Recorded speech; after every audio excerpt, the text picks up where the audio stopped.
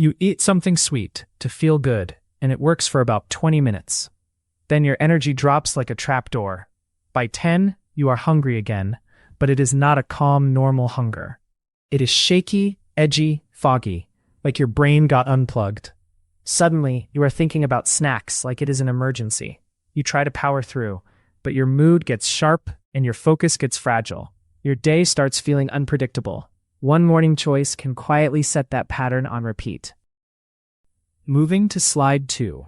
The mistake is starting your day with carbs that have no anchor, not much protein, not much fiber. So the meal digests fast, your blood sugar rises fast, and insulin has to surge to bring it back down. That swing is what creates the crash feeling, and it sets the tone for everything that follows. You are not weak. You just started on a roller coaster. Moving to slide 3. Here is why it feels personal. The crash can mimic real hunger, so you think you need food, not stability. Your brain also wants the quickest fix, because dopamine responds fast to sugar. Then stress hormones can jump in, making you feel wired and urgent. You snack, you feel better briefly, and the cycle locks in. When it repeats, the blame lands on you, instead of the pattern that caused it. Moving to slide 4. The fastest offenders are the breakfasts that look normal, even healthy. Juice plus toast. Flavored yogurt with granola. Cereal, even whole grain. A muffin, bagel, or pastry on the run. And sweet coffee drinks that basically count as dessert. These hit quickly, don't hold you, and they make the mid-morning crash feel inevitable. They are convenient, but they are built for a spike. Moving to slide 5. Liquid sugar hits harder because there is less chewing and it moves through you faster. When fruit is blended, the fiber is broken up, and it stops slowing things down the same way. The calories also feel invisible, so it is easy to drink more than you would ever eat. Then hunger comes back sooner, and you find yourself chasing another boost. If your mornings feel unstable, start by getting the sugar out of the cup, especially early. Moving to slide 6.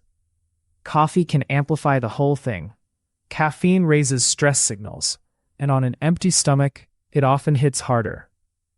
If you add sugar or a sweetened creamer, you stack a faster glucose rise on top. The jittery, wired feeling can start to feel like normal energy, until the drop shows up as a foggy crash that looks like burnout. If your morning feels like a sprint followed by a stumble, you are not imagining it. Moving to slide 7. Here's how you spot the roller coaster without a glucose monitor. You eat, you feel briefly better, then you are hungry again way too soon. You start carrying snacks not because you love snacking, but because you cannot function without it. Mid-morning irritability shows up out of nowhere, and you catch yourself being short with people or losing focus. After lunch, you get sleepy, heavy, or unfocused, even if you did not overeat. Then later, sugar starts to feel magnetic, like your body is bargaining for a fast fix. Pay attention to the timing. If you are hungry within 60 to 90 minutes after breakfast, that is a clue your meal was mostly quick-digesting carbs, or it was too small. If you feel shaky, sweaty, anxious, or get a headache when you should just be a little hungry, that's another clue. And if you keep needing coffee to feel normal, it may be covering the dip, not solving it. Your goal is not perfect eating. It is fewer sharp rises and fewer sharp drops, and that starts with giving your first meal a stable base. Moving to slide 8. Build a glucose anchor at breakfast. Think sequence and structure. Start with protein first, then add carbs second. Protein helps blunt the appetite rebound and supports steadier energy. Add fiber like berries, chia, oats, or vegetables because it slows how fast carbs move through you. Then include some fat for staying power because it slows stomach emptying and helps meals last longer. You do not need a complicated recipe. You need a plate that gives you steady fullness for 3 to 4 hours. When that happens, your cravings stop feeling urgent, your mood gets less reactive, and your energy becomes predictable instead of dramatic. Once you feel that steadiness, hitting a clear protein number gets much easier. Moving to slide 9. A protein target that works for most people is 25 to 35 grams at breakfast. If you train hard, do physical work, or you are trying to lose fat without feeling miserable, you may do better closer to 35 to 45 grams. If you regularly do less than 20 grams, that is where a lot of "I am hungry again" stories come from. Spread protein across meals instead of trying to cram it all into dinner.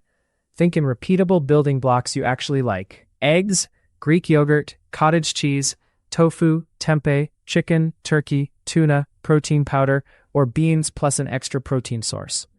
Your best plan is the one you will repeat on busy mornings without negotiating with yourself. Once you have your repeatable options, swaps become almost automatic. Moving to slide 10. Here are easy swaps that keep the anchor idea without making breakfast feel like a project.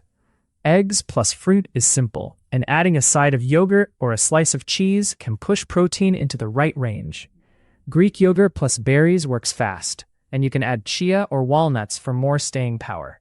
If you like oats, keep the oats. Just add a protein source like stirred-in protein powder, a side of eggs, or cottage cheese. Toast can work too. Do toast plus eggs, and if you want avocado, treat it as the fat that makes it last, not the main event. For smoothies, do not rely on fruit alone. Add protein powder or Greek yogurt, and add fiber like chia, flax, or spinach. These swaps are small, but they change how your whole morning feels, especially on days you cannot cook. Moving to slide 11. When you cannot cook, you can still steer your breakfast. Start with protein. Think Greek yogurt, cottage cheese, eggs from a convenience store, a ready-to-drink protein shake, smoked salmon, or a turkey stick. Aim for at least 25 to 35 grams if you can. Then add carbs on purpose, not by accident. Oats, whole grain toast, a banana, or a microwavable rice cup can work. What matters is keeping added sugar low, because it spikes fast and drops fast. Check labels for sneaky sugar and healthy options like flavored yogurt, granola, bottled coffee drinks, and protein bars. If sugar is high, look for a higher fiber swap. Plain yogurt plus berries, oatmeal plus nuts, or a bar with more fiber and less sugar. Avoid juice as breakfast. It is basically rapid sugar with almost no chewing, no fiber, and not much staying power. Keep a backup plan in your bag or car, a shelf-stable protein shake, and a packet of nuts or roasted chickpeas. That one habit can save you from the second crash later. Moving to slide 12. If you feel that late morning dip, do not chase it with more sugar. That usually buys you 20 minutes and then a harder drop. Instead, rescue with protein and a little fiber. A small shake, a few ounces of yogurt, or jerky plus an apple works well. If you can, walk for 10 minutes. You are not trying to burn calories. You are giving your muscles a place to put some glucose. Hydrate, then reassess. Thirst and stress can feel like hunger, and both push you toward quick carbs. And if today went sideways, fix tomorrow, not guilt. One better breakfast beats a perfect lecture to yourself, and that is exactly what makes a 2-week experiment work. Moving to slide 13. Here is your 2-week test. Pick one anchored breakfast you can repeat for 14 days. Same time, same structure, minimal decision-making. Your goal is not variety. Your goal is a clear signal. Use a simple template: protein first, then a carb you tolerate well, plus optional fiber or fat. Examples: eggs plus whole grain toast and fruit, Greek yogurt plus berries and oats, a protein shake plus a banana and a handful of nuts.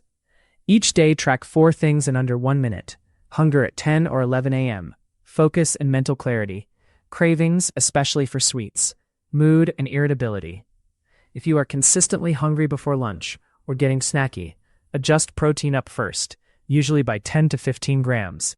If you feel heavy and sluggish, scale the carbs down slightly or choose a higher fiber carb. Do not change 5 variables at once.